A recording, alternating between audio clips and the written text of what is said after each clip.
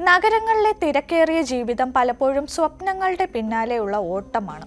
മുംബൈ, ഡൽഹി, ബംഗളൂരു തുടങ്ങിയ മെട്രോ നഗരങ്ങളിൽ അവസരങ്ങൾ ധാരാളമുണ്ടെങ്കിലും അവയോടൊപ്പം വരുന്നത് വലിയ സാമ്പത്തിക ഭാരവും മാനസിക ഒറ്റപ്പെടലുമാണ്. ഈ പശ്ചാത്തലത്തിൽ ഹോമോസെക്ഷുവാലിറ്റി എന്ന പുതിയ സാമൂഹിക പ്രവണത ഇന്ത്യയിലെ നഗരങ്ങളിൽ ശ്രദ്ധേയമാകുന്നു.